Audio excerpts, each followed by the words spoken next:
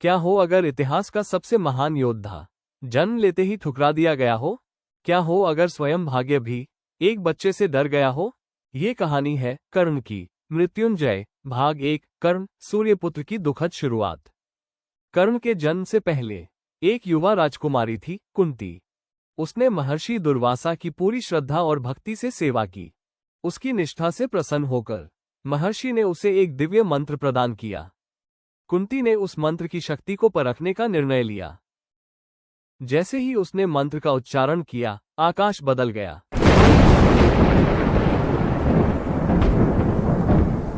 सुनहरी रोशनी से पूरा महल भर उठा और कुंती के सामने प्रकट हुए स्वयं सूर्यदेव। डरी हुई कुंती ने क्षमा मांगी, लेकिन नियति अपना मार्ग चुन चुकी थी।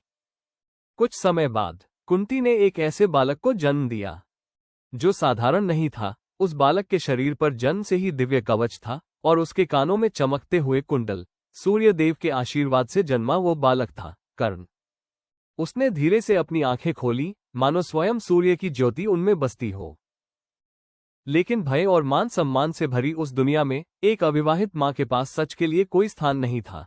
कुंती ने अपने पुत्र को सीने से लगा लिया, उसकी आंखों में आंसू भर आए और फिर उसने अपने बच्चे को एक टोकरी में रख दिया। नदी शांत बहती रही और भाग्य कर्ण को उसकी मां से दूर ले गया। उस शाम दुनिया ने अपने सबसे महान योद्धा को ठुकरा दिया। बहुत दूर अधीर्थ नाम के एक साधारण सारथी ने नदी में बहती हुई उस टोकरी को देखा।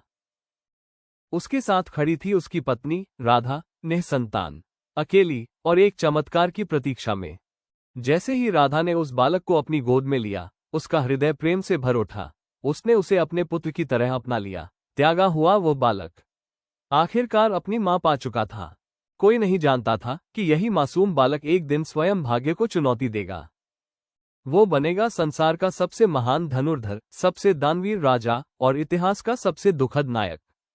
लेकिन महानता से पहले उसके जीवन में केवल पीड़ा थी। दुनिया नायकों को याद रखती है, लेकिन इतिहास कभी कर्ण को समझ नहीं पाया।